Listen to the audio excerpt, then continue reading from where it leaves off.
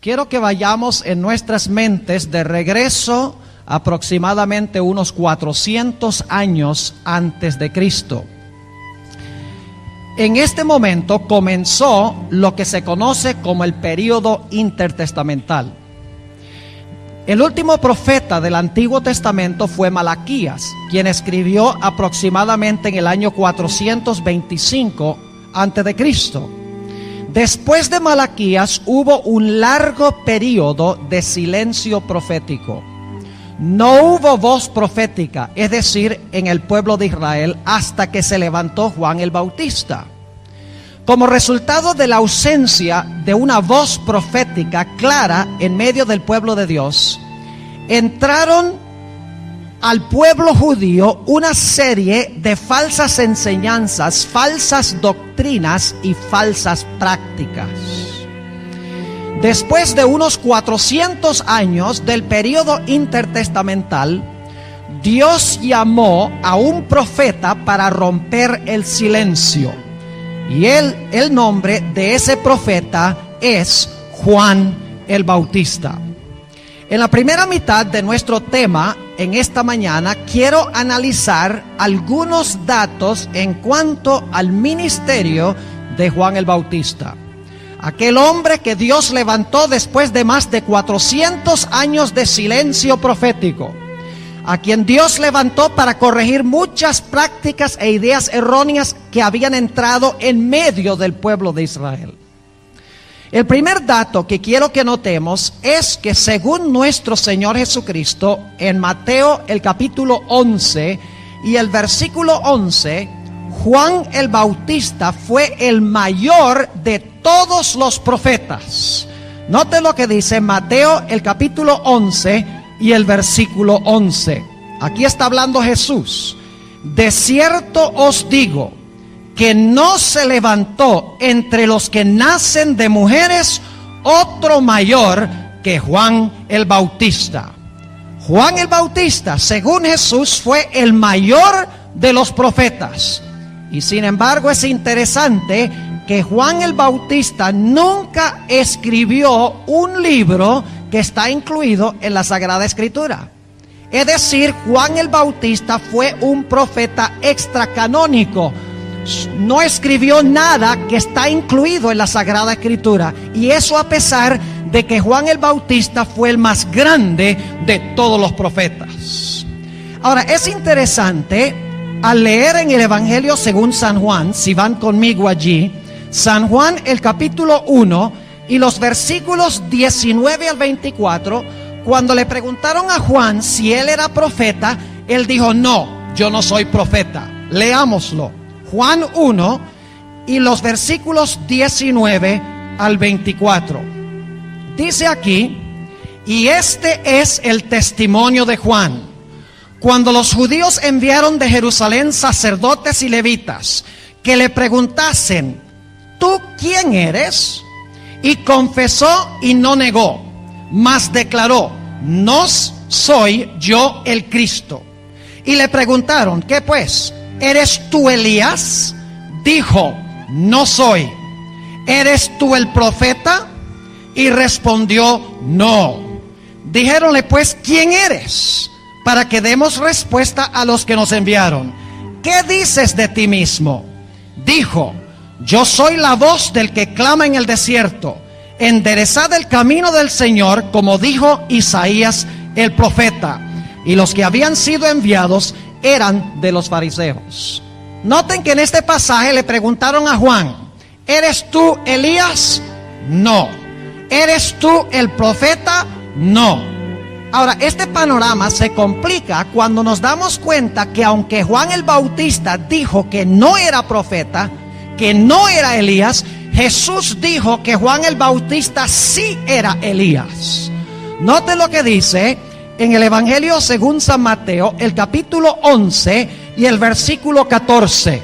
Mateo, el capítulo 11 y el versículo 14. Aquí Jesús está hablando de Juan el Bautista. Juan acaba de decir en el Evangelio según San Juan: yo no soy Elías. Pero Jesús dice si es Elías. En un momento vamos a ver por qué esta aparente discrepancia. Dice en el versículo 14 Jesús: y si queréis recibir, Él es aquel Elías que había de venir. Ahora, ¿por qué razón Juan dice yo no soy Elías, mientras que Jesús dice Juan es Elías? La Biblia nos indica 3 razones. La primera razón es que en ese tiempo había muchas personas que profesaban ser profetas y traían mala reputación al término profeta, porque eran falsos profetas. Así que Juan el Bautista no quiso identificarse como un profeta, habiendo tantos profetas falsos que profesaban el título. Pero había una segunda razón por la cual Juan el Bautista no quiso llamarse un profeta, y es porque Juan el Bautista era humilde. Noten lo que dice en Juan el capítulo 1 y el versículo 27. San Juan el capítulo 1 y el versículo 27. Era un hombre humilde. No sentía que podía decir: ah, sí, yo soy profeta, yo soy Elías. Dice en el versículo 27: este es el que ha de venir tras mí, hablando de Jesús, el cual es antes de mí, del cual yo no soy digno de desatar la correa del zapato. Es decir, yo ni siquiera soy digno de amarrar las trenzas de las sandalias de Jesús, del que viene tras mí. Juan el Bautista era humilde, por lo tanto no reclamaba el título profeta. Pero había una tercera razón, y es que la obra de Juan el Bautista abarcaba más que la obra de un profeta común y corriente. Noten lo que dice en el Evangelio según San Mateo, nuevamente el capítulo 11 y los versículos 10 y 11. San Mateo 11 y el versículo 9, empezando con el versículo 9. Aquí habla Jesús: ¿mas qué salisteis a ver? ¿Un profeta? También os digo, y más que un profeta. ¿Qué era Juan? ¿Solo un profeta? No, era más que un profeta. 3 razones. Razón número 1, era humilde, no quería ostentarse como profeta. Razón número 2, había muchos profetas que reclamaban el título, que le daban mal nombre. Por eso Juan no quiso reclamarlo. Tercer lugar, la obra de Juan era una obra mucho más grande que la de un profeta común y corriente. Su obra abarcaba más que la de un profeta tradicional. ¿Saben ustedes qué nombre prefería Juan que se le designase? Noten lo que dice en Mateo 11, nuevamente en el versículo 10. Fíjense el nombre que se le da a Juan el Bautista. Él dice: no soy profeta, no reclamo el título profeta, pero hay un nombre que sí se aplica a mí. Versículo 10. Porque este es de quien está escrito: he aquí, yo envío mi ¿qué? Yo envío mi mensajero delante de tu faz. ¿Qué designación se le dio a Juan el Bautista? Se le llamó el mensajero del Señor. Ahora, otro detalle interesante en cuanto a Juan el Bautista es que el ministerio de Juan el Bautista fue autenticado por profecías del Antiguo Testamento. Es decir, había profecías específicas en el Antiguo Testamento que indicaban cuándo se iba a levantar Juan y qué mensaje iba a proclamar. Él no apareció así de repente. Él apareció en cumplimiento de profecías exactas del Antiguo Testamento. ¿Y cuáles son esas profecías? La primera está en Isaías 40 y el versículo 1 al 3. Vayan conmigo a Isaías 40 y los versículos 1 al 3. La primera profecía del Antiguo Testamento que indicaba que se iba a levantar Juan y qué era lo que iba a proclamar. Isaías 40 y los versículos 1 al 3. Consolaos, consolaos, pueblo mío, dice vuestro Dios. Hablad al corazón de Jerusalén. Decidle a voces que su tiempo es ya cumplido, que su pecado es perdonado, que doble ha recibido de la mano de Jehová por todos sus pecados. Y ahora noten el versículo 3. voz que clama en el desierto. ¿Es ese el texto que mencionó Juan cuando empezó su ministerio? Claro que sí. Voz que clama en el desierto, barred camino a Jehová, enderezad calzada en la soledad de nuestro Dios. Juan se levantó en armonía con una profecía exacta del Antiguo Testamento que indicó el ministerio que iba a cumplir. Pero había otra profecía. Noten lo que dice en Malaquías, el capítulo 3. Malaquías, el último libro del Antiguo Testamento. Malaquías, el capítulo 3, y vamos a leer el versículo 1. Dice: he aquí, yo envío mi mensajero. Ya lo leímos en Mateo, ¿verdad? Hace un momento. He aquí, yo envío mi mensajero, el cual preparará el camino delante de mí. Habían dos profecías del Antiguo Testamento que indicaban que Juan se iba a levantar para cumplir un ministerio y cuál iba a ser la función específica de su ministerio. Ahora, algo muy interesante es que esta profecía de Malaquías 3:1, donde habla de la venida del mensajero antes de que venga el Mesías, es una profecía de que el mensajero va a preparar el camino antes que venga el Mesías a purificar el templo. Noten lo que dice nuevamente en Malaquías, el capítulo 3, y vamos a leer los versículos 1 en adelante. He aquí, yo envío mi mensajero, el cual preparará el camino delante de mí. Y luego vendrá ¿a dónde? A su templo el Señor. Fíjense, el precursor prepara el camino para que el Señor venga a su ¿qué? A su templo. ¿Y a qué viene al templo? Noten lo que dice el versículo 2. ¿Y quién podrá sufrir el tiempo de su venida? ¿O quién podrá estar cuando Él se mostrará?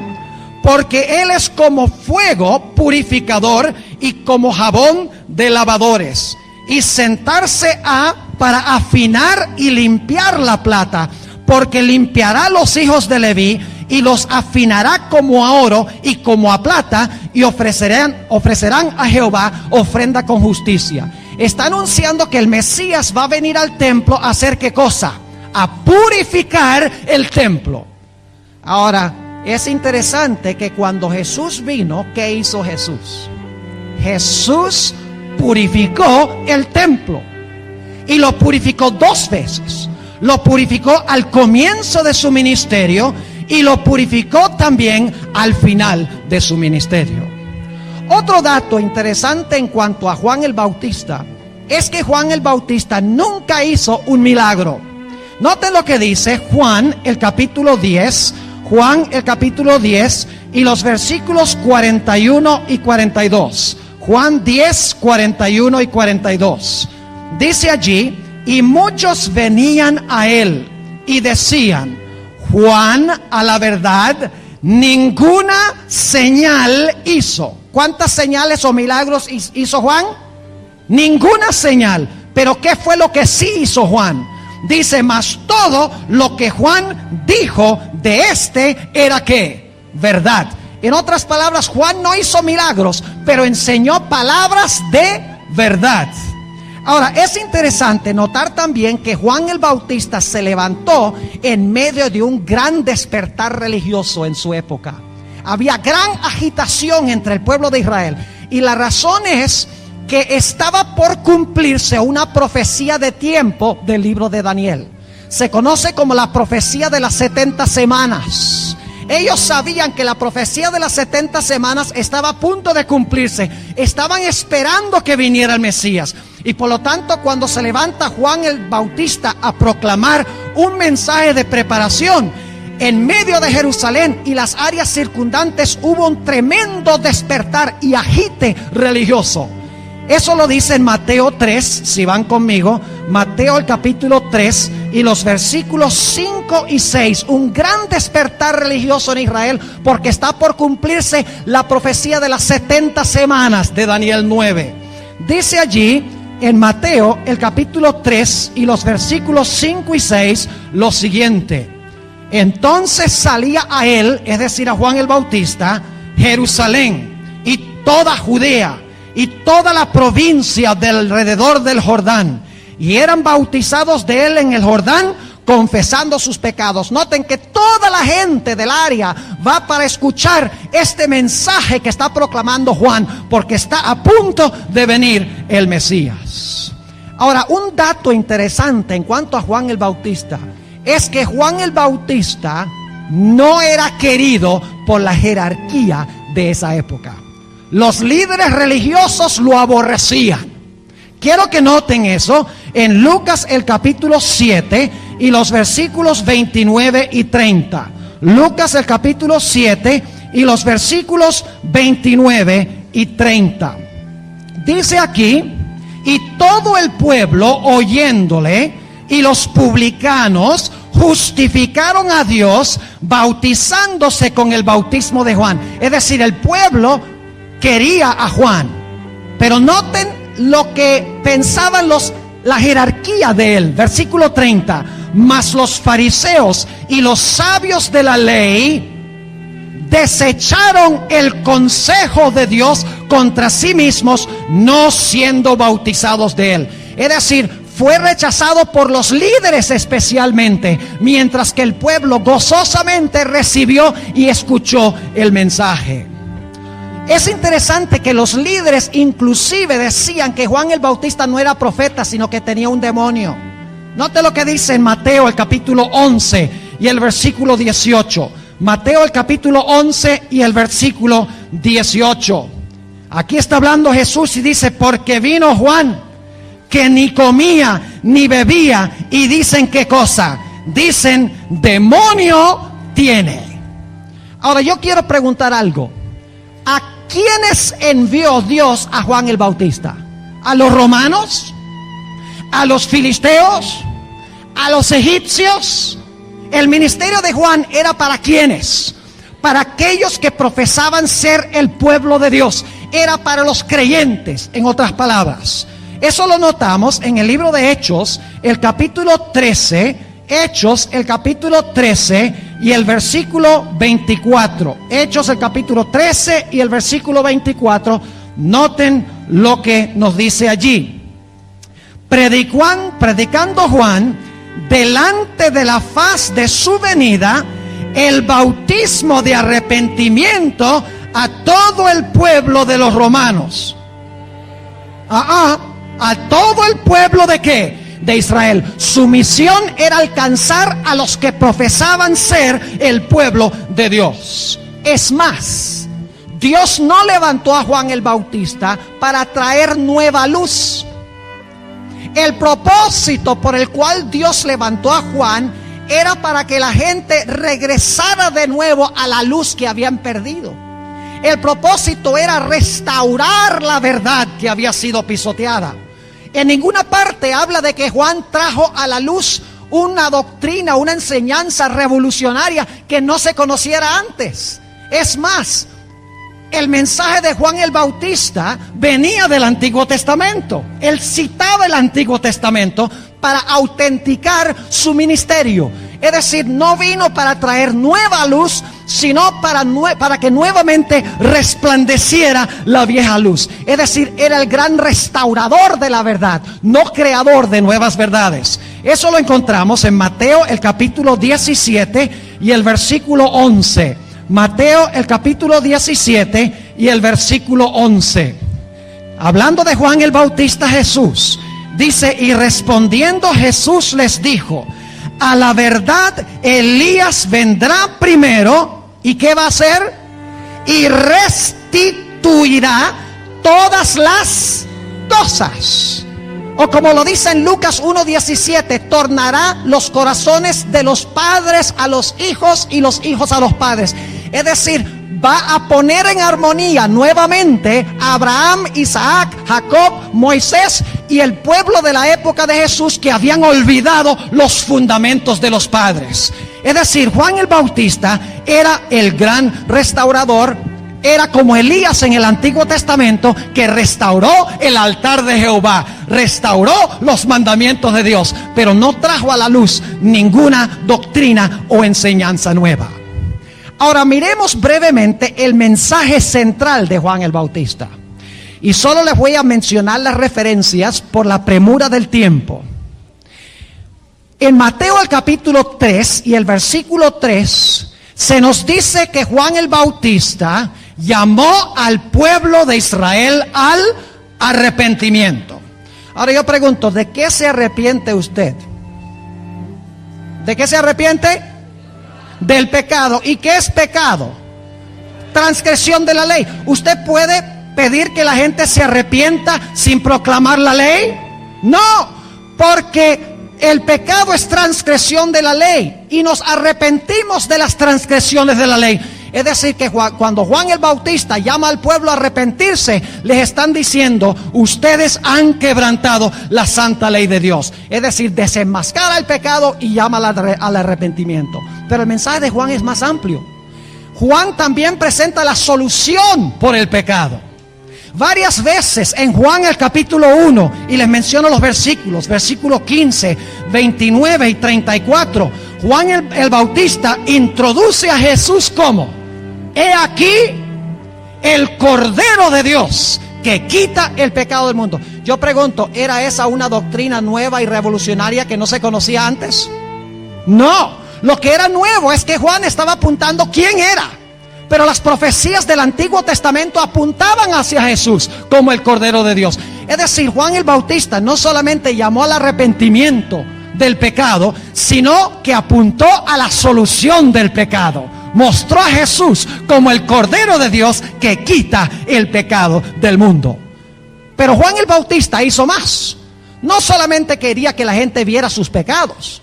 No solamente quería que la gente mirara a Jesús, el Cordero de Dios, como la solución del pecado, sino que Juan el Bautista también quería que la gente produjera fruto en su vida.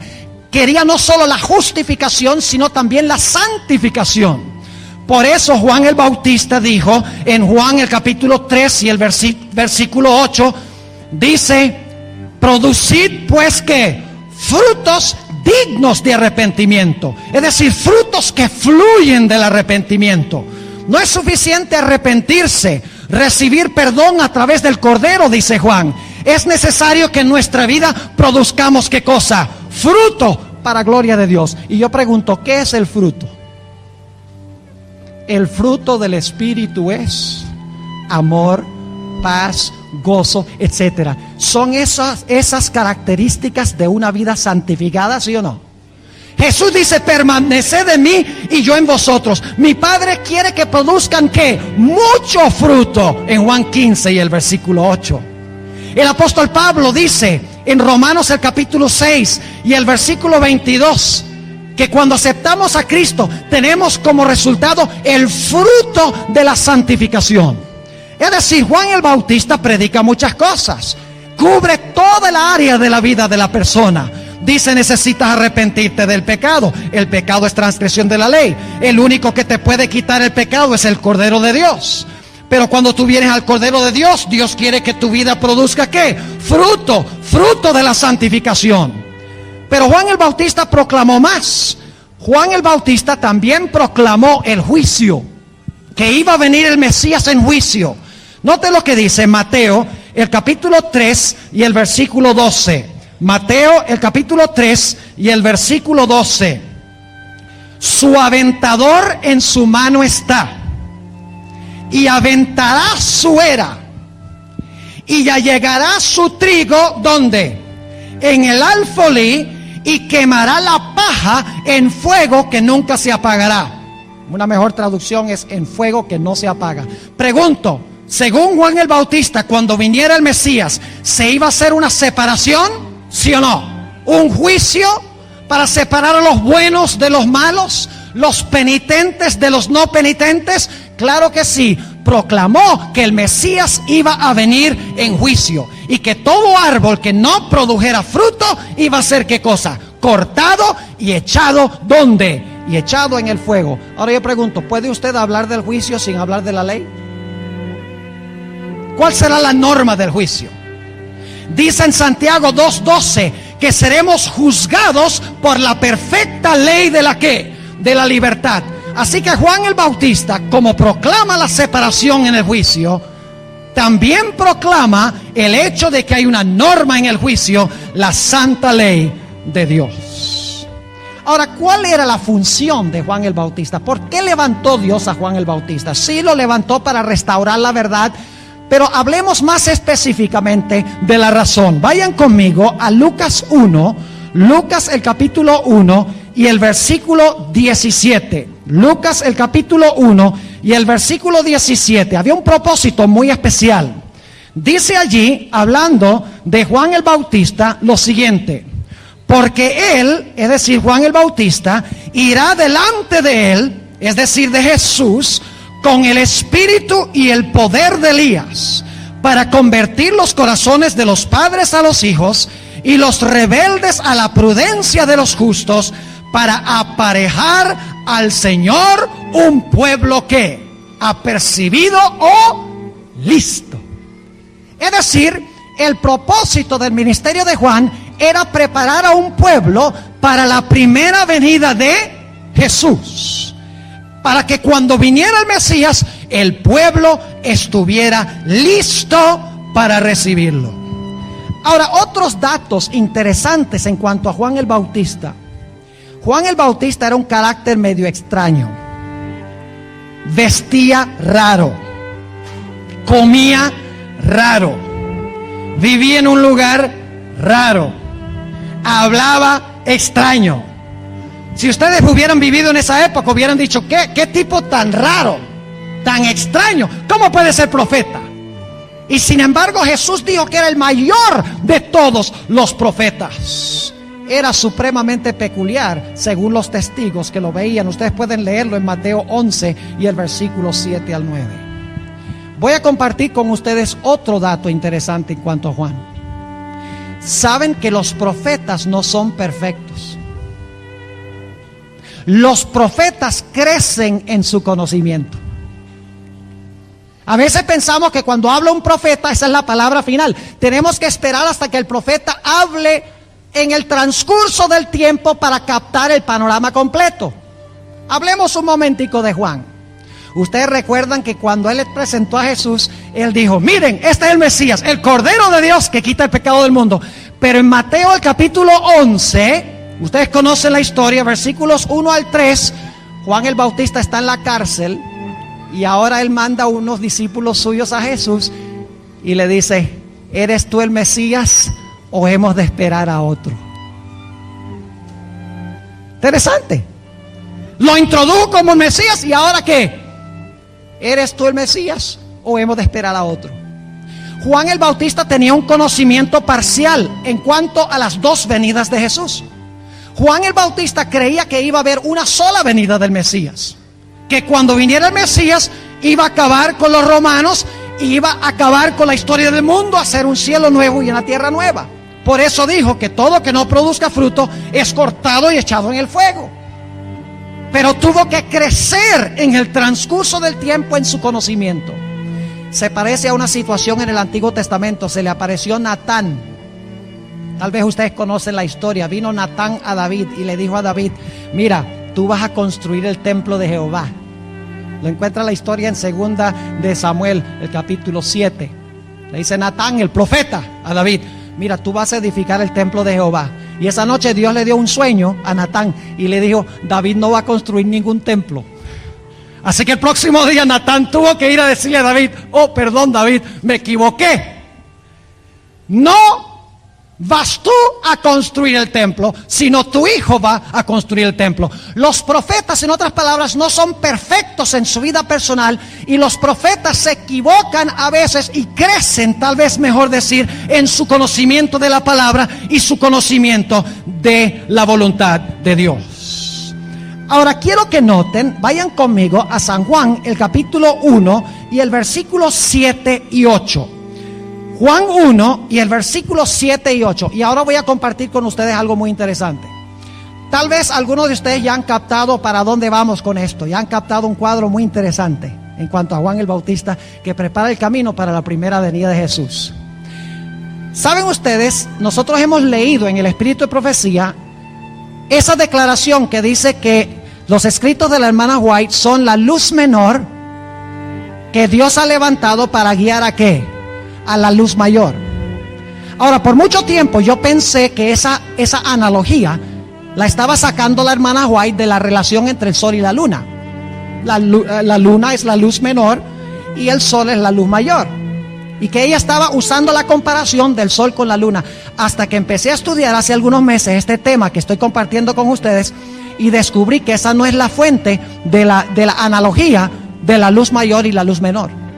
La analogía es entre Juan y Jesús.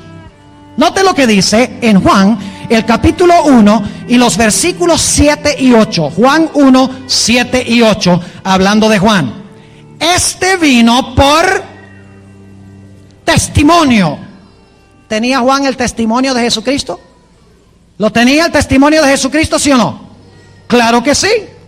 Este vino por testimonio, para que diese testimonio de la luz, para que todos creyesen por él. Versículo 8. No era él la luz, sino para que diese testimonio de la luz. ¿Juan el Bautista era la luz? No, vino para dar testimonio de la ¿qué? De la luz. Pero ahora les voy a compartir un texto muy interesante. Vayan conmigo a Juan, el capítulo 5 y los versículos 35 y 36. ¿Saben que Juan el Bautista sí era una luz? Pero ustedes dicen, acabamos de leer que no era él la luz. ¿Cómo que era una luz pero no era la luz? Note lo que dice Juan 5 y el versículo 35 y 36. Hablando Jesús de Juan el Bautista. Él era, ¿qué cosa? Antorcha. ¿Qué era Juan? Yo pregunto, ¿qué tiene más luz? ¿Una antorcha o el sol? ¿Una antorcha tiene luz? ¿El sol tiene luz? ¿Cuál de las dos es la menor? La antorcha. Noten, él era antorcha que ardía y alumbraba. Y vosotros quisisteis recrearos por un poco a su luz. Mas yo tengo, ¿qué cosa? Mayor testimonio que el de Juan. Porque las obras que el Padre me dio que cumpliese, las mismas obras que yo hago, dan testimonio de mí, que el Padre me haya que el Padre me haya enviado. Es decir, Juan el Bautista es la luz menor que lleva a Jesús, ¿qué cosa? La luz mayor. Pero ahora nos preguntamos esto: ¿para qué necesitaba el pueblo de Dios una luz menor cuando en su medio iba a estar la luz mayor? ¿Para qué una antorcha cuando el sol iba a caminar en medio de ellos? Quiero que vayan conmigo a Juan 5 para responder a esta pregunta. Juan 5 y el versículo 39. Yo quiero preguntarles, ¿los judíos tenían las escrituras, sí o no? Del Antiguo Testamento. ¿Profesaban conocerlas? ¿Las estudiaban? ¿Profesaban obedecerlas? Claro que sí. Pero ¿qué hicieron con Juan? Lo rechazaron. ¿Qué hicieron con Jesús? También lo rechazaron. Entonces yo pregunto, ¿estaban obedeciendo la Biblia? ¿Entendían la Biblia? No. La razón por la cual Dios levantó a Juan no fue para traer nueva luz, sino para que la gente pudiera estar sin excusa, diciendo, mire, este que está aquí es el Cordero de Dios. Este es el Mesías prometido en las profecías.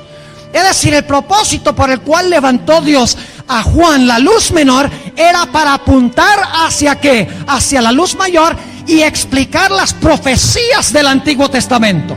Ahora noten Juan 5 y el versículo 39.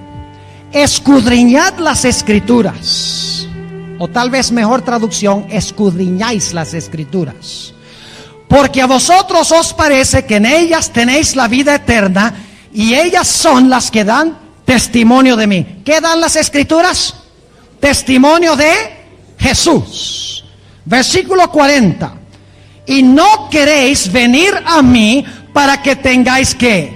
Vida. Versículo 45. Dice, no penséis que yo os tengo de acusar delante del Padre. Hay quien os acusa, Moisés, en quien vosotros esperáis. ¿Quién acusaba al pueblo judío de esa época? Moisés. Es decir, la luz mayor acusaba a los que profesaban tener la luz mayor. Por eso Dios levanta la luz menor para explicar las profecías y mostrar estas profecías se cumplen en Jesús.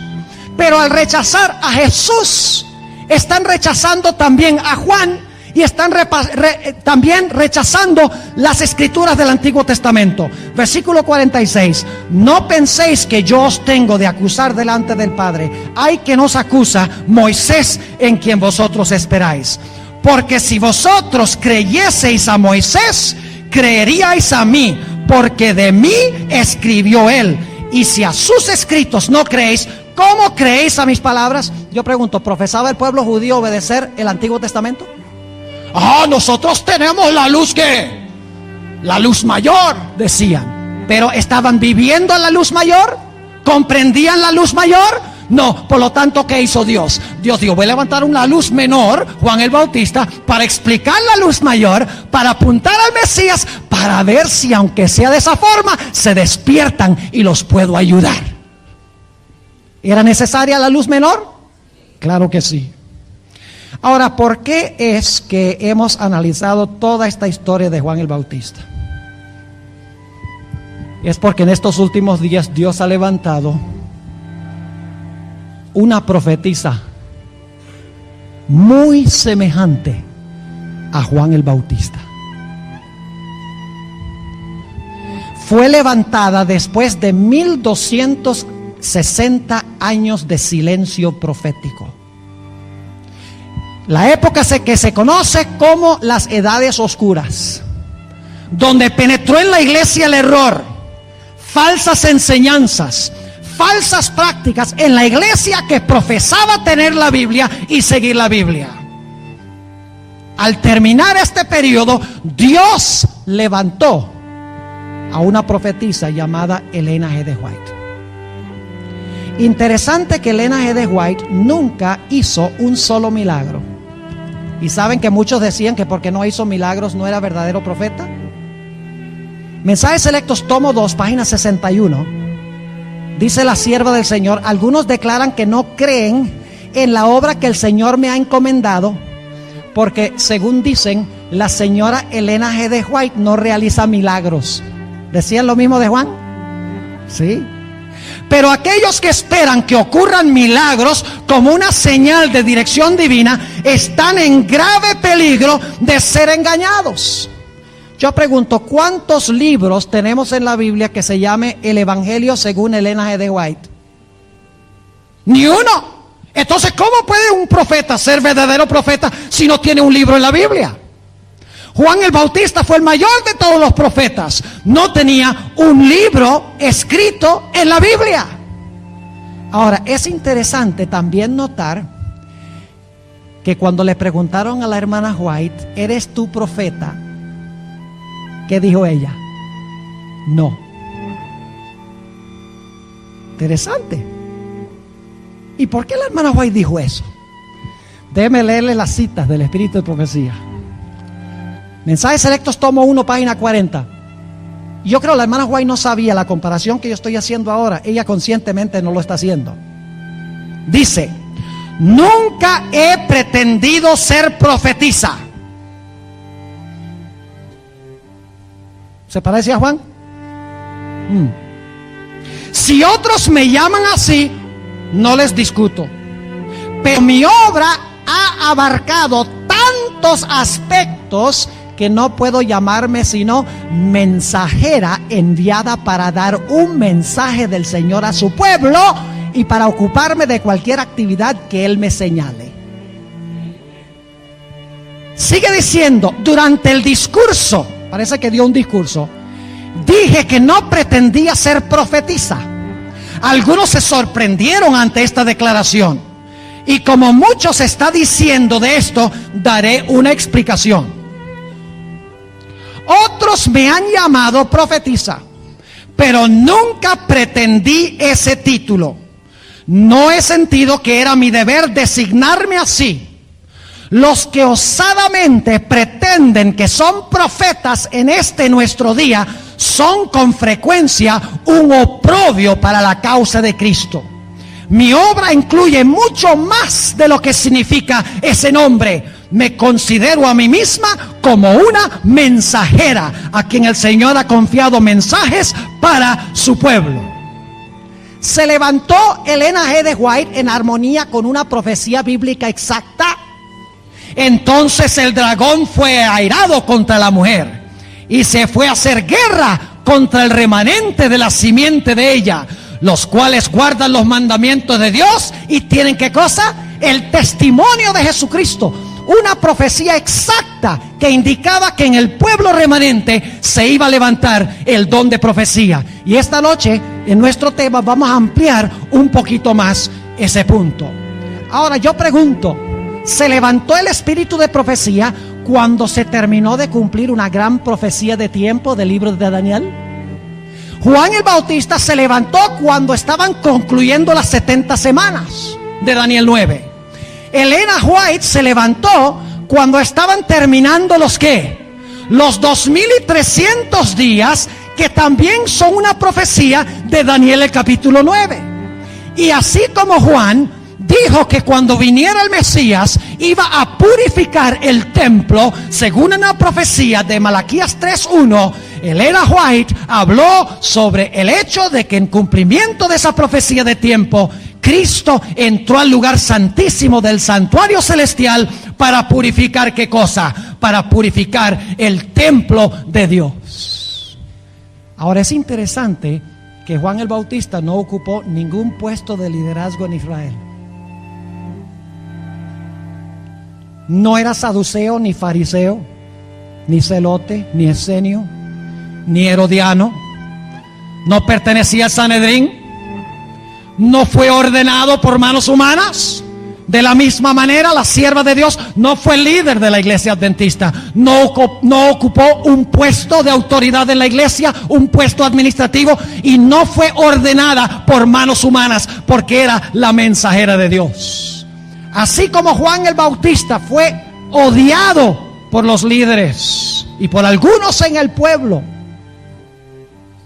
lamentablemente tengo que decir hoy que en la iglesia adventista del séptimo día, entre muchos, la sierva del Señor es motivo de burla. Y se han escrito inclusive en los Estados Unidos artículos diciendo que el problema que tenía Elena G. de White es que ella estaba endemoniada.